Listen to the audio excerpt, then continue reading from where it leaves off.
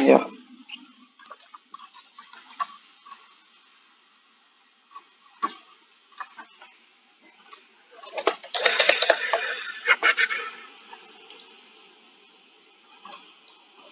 Because of my internet connection, I guess.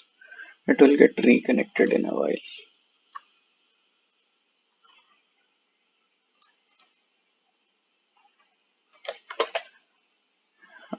Yeah. So now encoder is a dictionary where forest will denote 0. So now when you pass encoder of forest, it will return 0. And when you pass decoder of 0, you need decoder at the time of testing because human readable thing is forest, not 0. So that's why. You can skip that part if you are just making code for fun or something. But when you're practically doing it, you need to show this. So yeah, in init function, I'll pass files variable, which I I'll name it files here. This train files, and I'll pass encoder, and I'll pass I don't need decoder here, so leave it. So self dot files is equal to files and self dot encoder. So basically, you need to write self to access these files in other functions. Now this length function is, it will return what is the length of your dataset. For image case, the length of dataset is number of images. So you can explicitly write it anything, like you can write one over here. But in that case, the issue is when you make pytorch data loader, this is dataset class. When you write pytorch data loader, it will be it will require this length function internally to find out number of batches. So yeah, so you can return length of files, self dot files, because it is list, directly length function will work. Now get item is logic to get one item. So in our case, one item means one image and one label. In future, if you are working on semantic segmentation, it will mean one image and one mask. So basically, mask is like you'll get it when you read about semantic segmentation. Leave it for now. So yeah, so image path is equal to self dot files of idx. So basically, idx is index. I'll show you how you can use this idx. Then image is equal to cv2 dot im read image underscore path. Now, wait. Now label is equal to image underscore path. Now image path contains this uh, label. So we'll do one thing. We'll split it with this backslash. Now it will return list containing content segtrain forest and 1902.jpg as its content. So 5 elements. Out of it, if we access like -2, -1 means last element, -2 means second last element. So this will return our label, and also I'll tell you about what this transform is.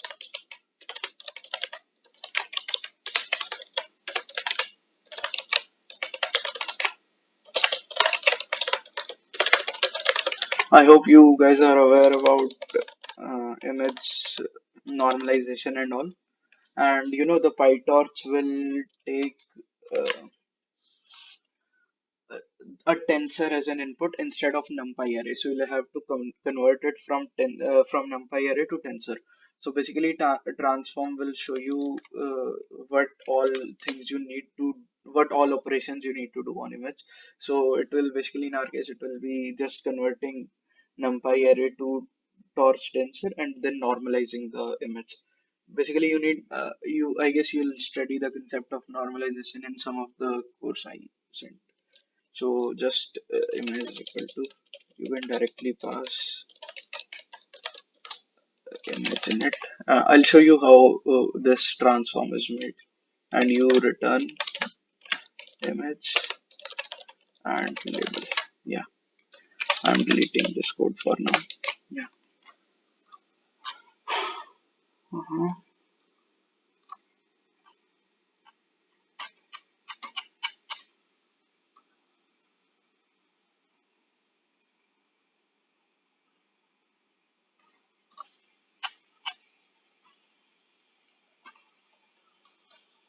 Yeah, we'll use this transform. See, it first converts PI elements. All the augmentation technique and everything is performed on PI elements. Resizes because we'll have to like sometimes image will be like 1080p, and you can't feed that big of an image into model. It won't backpropagate. There is GPU limitation. So in our case, we'll take 150. I remember this 150 because this dataset size is 150, but it is also hyperparameter. You can keep it 112, 224, 256, etc. And these are the normalization parameters. I have kept them zero point 0.5, but usually you won't see zero point 0.5.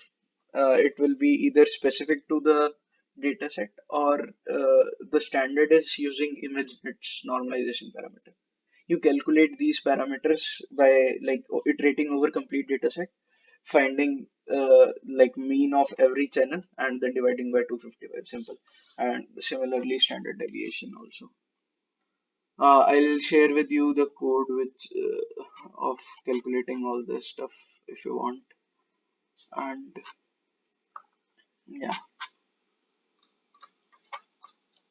I'll import the libraries now.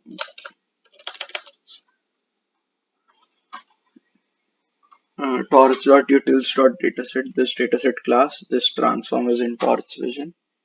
And yeah.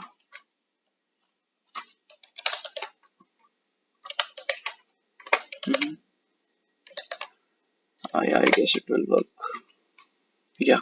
So now you need to make object of this. I'll change it to Intel dataset. As I must have told you, like I don't even remember which class this dataset is in. So you don't need to remember that. Like I opened GitHub alongside. It contained this like structure of this thing and all. And all this you can open PyTorch documentation. Machine learning is not the coding part. I must have told you. It is not like writing code faster. It is basically mathematics and intuition. So you don't need to remember everything. You just open documentation inside. But after some time, you'll remember like these functions are available in NumPy. You might not know the exact syntax or exact thing, but yeah, you'll with experience you'll get it. Yeah. So now I'll make the class. Let's do one thing. I created only train files here. I'll also create test log. One issue with this code is if there is even a single image without whose extension is PNG, so it won't work. So this is not the best way to write this code. Uh, yeah, but still, for the sake of this tutorial, I have done this. Yeah, train data set, uh, encoder and train underscore transforms. Similarly, test dataset, test files, and yeah, simple. Now I'll create a data loader. Mm, See, I have to like search for code every time because I actually don't remember anything, and you don't need to remember anything as well. Yeah, but this code is simple. I don't need to load. Yeah, so you just pass train dataset shuffle is equal to true, so it will shuffle the dataset, and then batch size is equal to this batch size depends on your image size and your GPU memory. So if you have a 48 GB GPU, you can increase it 4 times directly. If you have 16 GB, like in our case, so 8 or 16 will work. So this train data set will return one image. This test train loader will return 8 images. You can remove shuffle is equal to true for test data set. Yeah. So now, so I'll show you how this IDX thing works. Basically, you can do hello ADR. You can directly use like train dataset of 0. Now this 0 will be IDX. So it will return image which is like first image. If you want, I can show that to you. Like it will return image and label. So yeah, okay.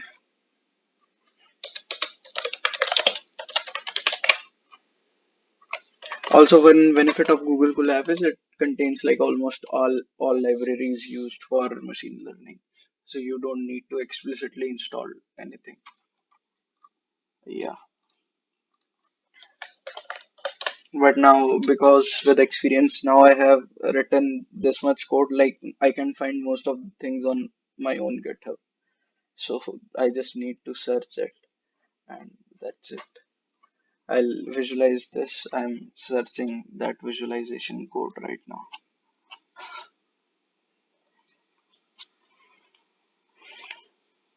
Because images, the visualization thing, image now is normalized. Like this image will be, if you see image, the values will be between 0 and 1, but it's the original values in which, like, it must be 8-bit encoded, so it should be between 250, maximum value will be 255. Yeah, so I'll like files of 0. This will show me the path.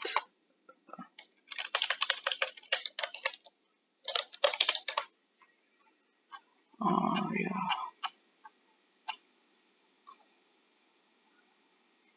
yeah. This is the piece of code you need. So this will be import matplotlib.pyplot as plt.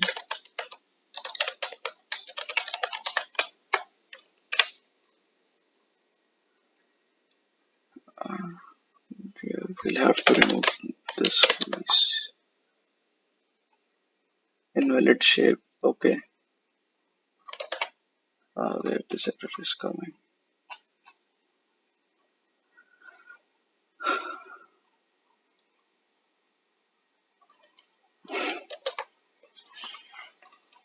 Okay. Oh, my bad. I'll upload this video on YouTube so you can watch it there. This part is to inverse normalize the image. So see, this is the first image, and we'll see. You can say this is forest, but I'll show you.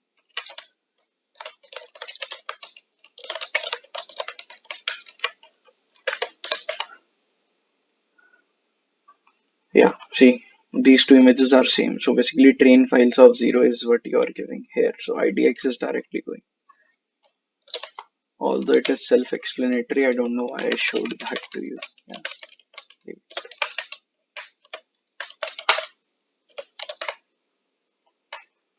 Yeah. Yeah, now we have our train loader and test loader. If you want, I can show you. It just won't work like this.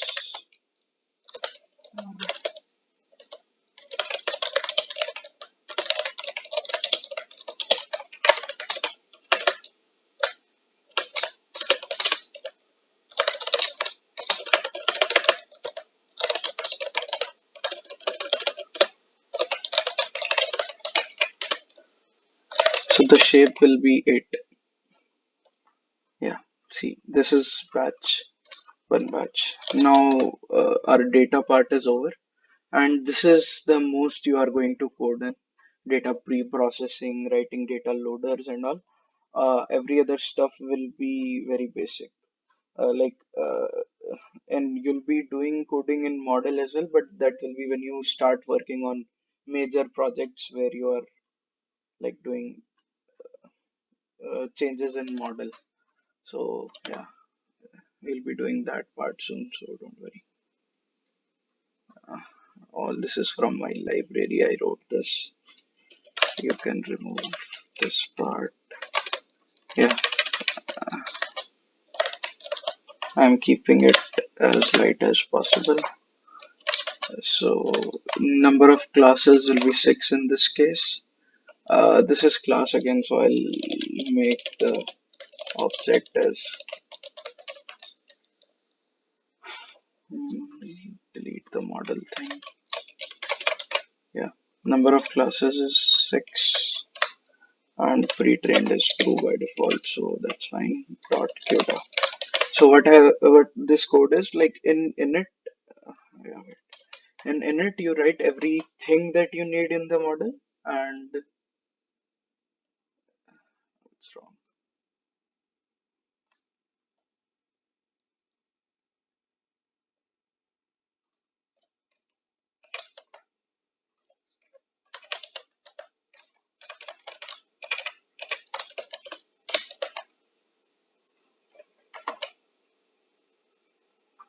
Okay,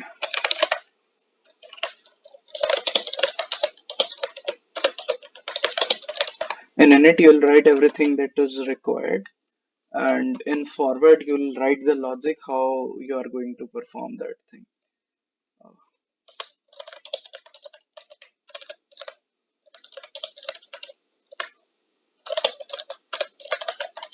So basically, like first you'll pass everything from CNN architecture, then you'll pass that to first linear layer and then second linear layer. So this is like sort of sequential thing.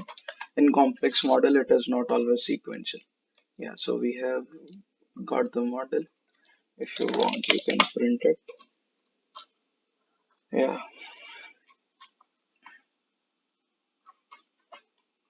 Now I'll write the training code. So it will look big, but it is very simple. So you don't need to like think about it a lot. Yeah. So wait, I'll write it myself so that first thing is like for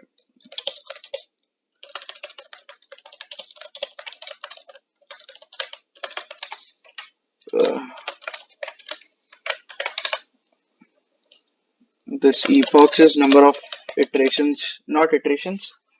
Iteration, like this is some different terminology which is used in machine learning, specific to machine learning, or maybe used somewhere else. I'm not sure. So this is epochs is number of times your complete dataset will be iterated, and number of iterations is like if epoch is one, number of iterations in our case will be around 14,000, equal to number of training files in our model. So like let's say there are 10 epochs in our model. Then we'll do one thing I forgot. You'll have to use this CUDA thing explicitly. So now the model will be on CUDA. CUDA means GPU instead of your CPU. Now for image, comma labels in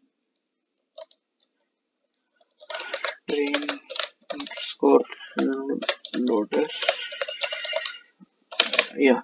Now you'll have to send this image to GPU as well, because and labels. Yeah.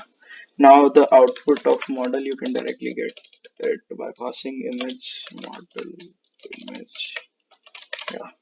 Now once you have the output, we'll calculate the loss. So we'll have to define the criteria. So this is simple image classification. The criteria will be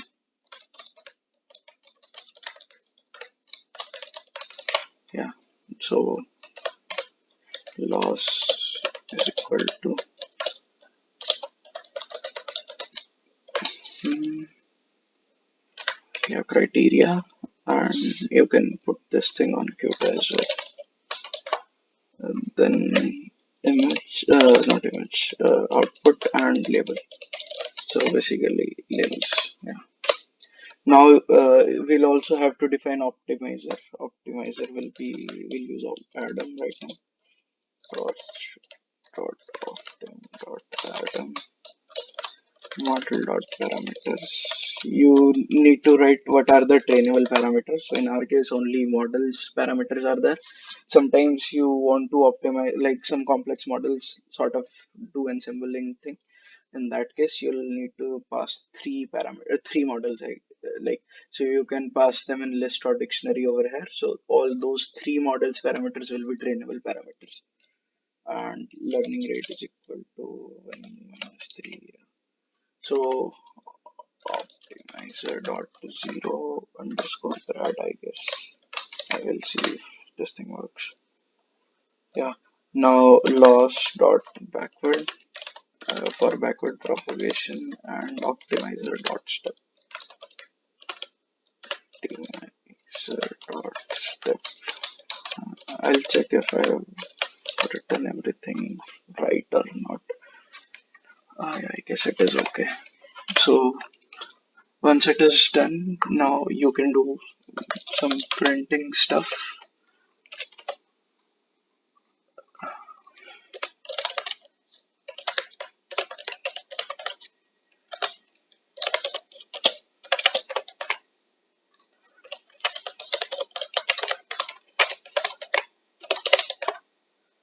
If you are not aware what this enumerate is,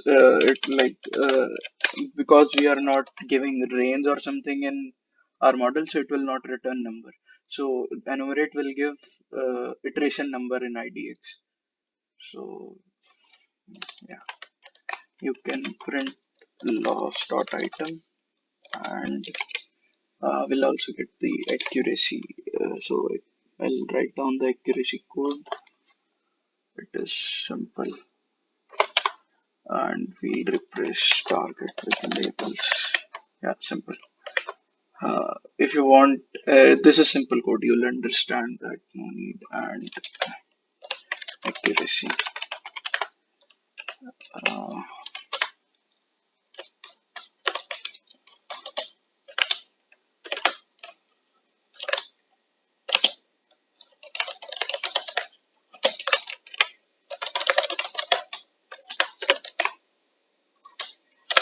yeah.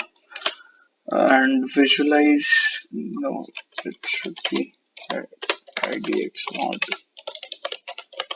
Visualize. Yeah. And visualize. We should keep it like 10 right now. I guess this will work. And this accuracy will be of one batch. So you also need to create something to keep the mean of accuracy over the complete batch. I'll write it once this code is executed if you want. Labels. Wait.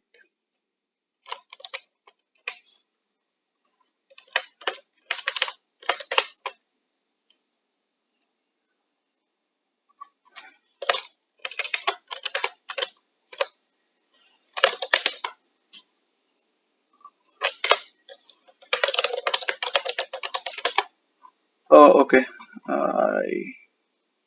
So this label will be forest. So you'll need to pass this from the encoder, and then it will return number.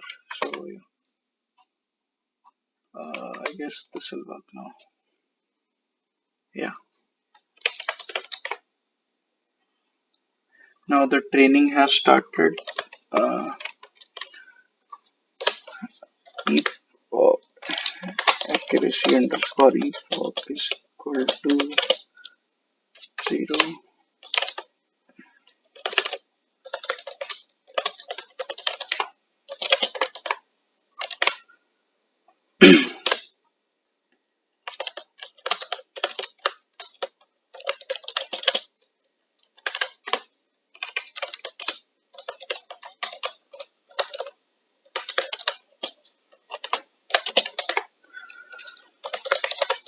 You need to write item because the this loss contains backward graph. So with dot item and dot detach all these things, you don't save back propagation graph completely. So it will save GPU memory, and you don't need back propagation graph later. So I guess you should have read all these concepts.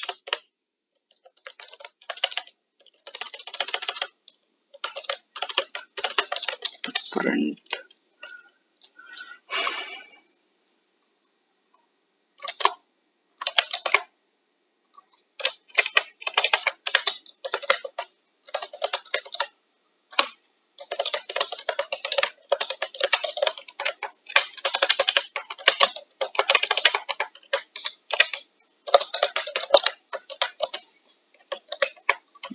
I guess it will work. Yeah.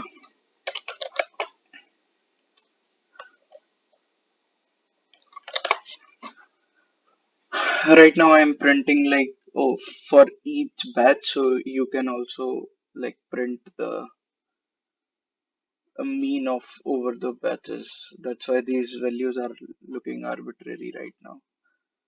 And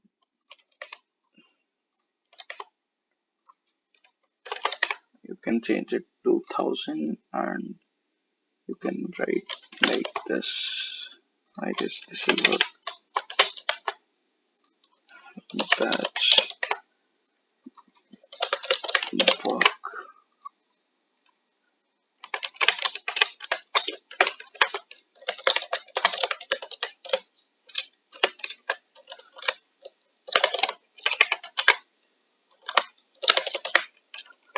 IDX, it should be IDX plus 1, but leave it for now. Okay.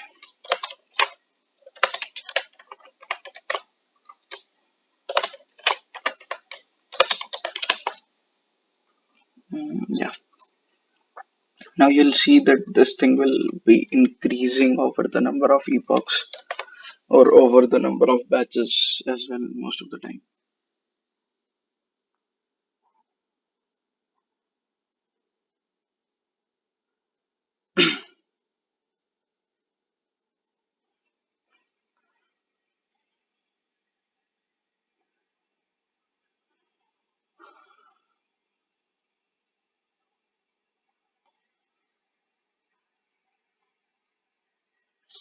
I'll upload this video on YouTube. It will take like around a day to upload. My internet is very bad. So in case you find any doubt in this, you can ping me. Also, I'll share this code. Like I'll make it public and I'll share you the code, or I'll upload it on uh, GitHub. Yeah, okay, it will. Yeah, I won't send it to you now because it will seem very bad. Yeah. In case you have any doubt, just ping me. So yeah, see this epoch loss is over the epoch. Now when the next epoch loss is printed, it should increase most probably. Yeah. Okay.